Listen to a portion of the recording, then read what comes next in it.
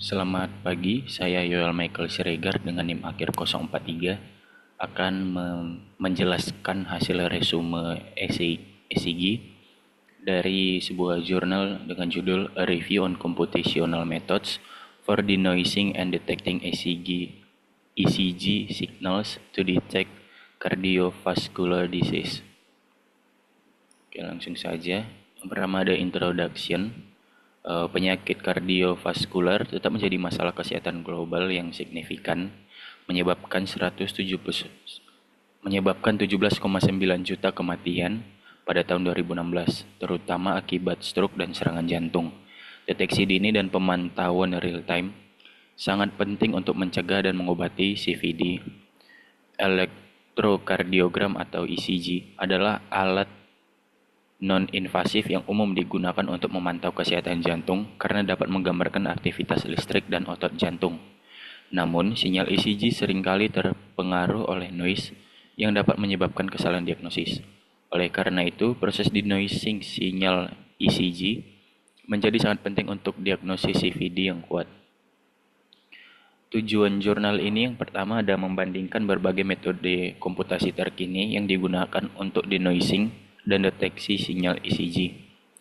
Lalu menyajikan studi komparatif tentang teknik-teknik yang ada untuk menganalisis sinyal ECG, termasuk mendeteksi fitur morfologi seperti kompleks QRS dan puncak R. Lalu yang ketiga ada menyajikan ringkasan berbagai jenis noise yang mempengaruhi kinerja metode komputasi dalam pengelolaan sinyal ECG. Lalu mengevaluasi kinerja algoritma denoising dan deteksi yang ada menggunakan beberapa database standar seperti MIT BIH, AHA, PTB, MIT BIH, Noise Stress Test, dan Apnea ECG.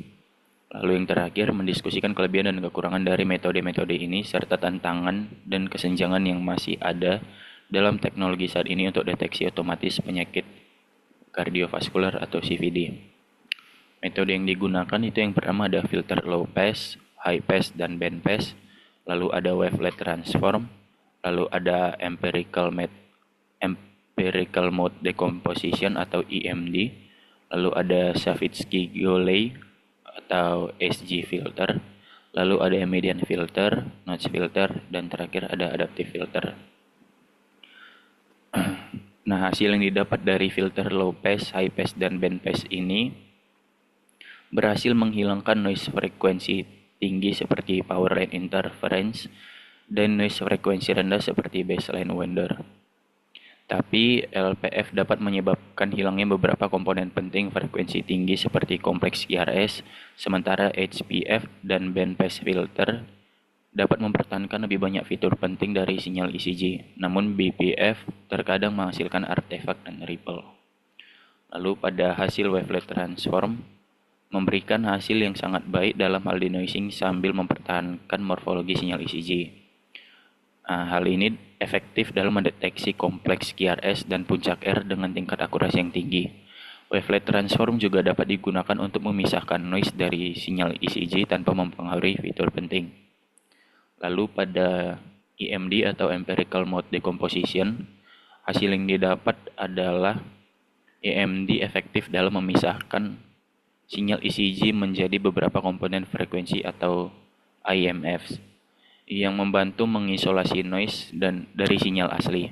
Namun beberapa IMF yang dihasilkan mungkin mengandung noise residu sehingga diperlukan pengolahan lebih lanjut untuk memastikan sinyal yang bersih.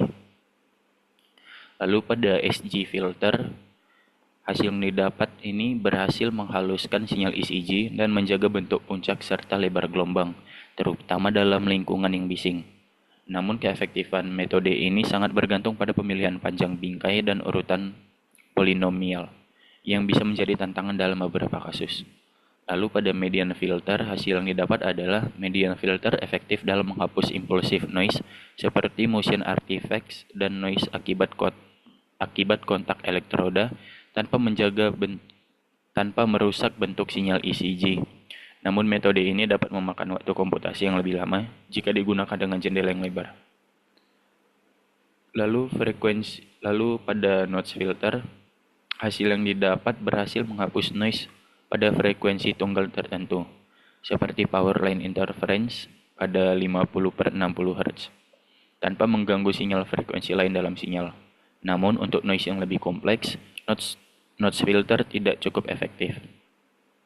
Lalu pada adaptive filter, hasil yang didapat seperti LMS dan RLS memberikan hasil yang lebih baik dalam menghilangkan noise dinamis tanpa membutuhkan informasi sebelumnya tentang noise. Metode ini sangat berguna untuk sinyal ECG yang non-stasioner, namun beberapa algoritma seperti RLS memiliki kompleksitas komputasi yang lebih tinggi. Nah, hasil dari paper ini meskipun banyak metode denoising yang efektif, tidak ada satu metode pun yang optimal di semua kondisi. Teknik hybrid yang menggabungkan berbagai pendekatan cenderung menghasilkan hasil yang lebih baik. Namun sebagai besar metode belum divalidasi di semua dataset ECG yang membatasi keandalannya.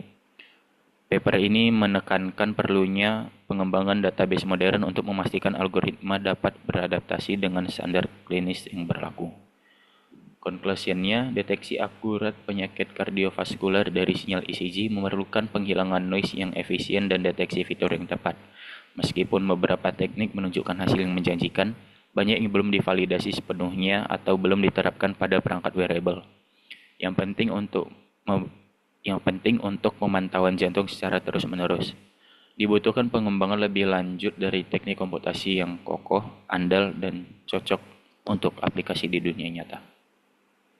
Berikut adalah DOI dari referensi dan judul referensi yang digunakan. Oke, sekian, terima kasih. Semoga presentasi ini dapat membantu.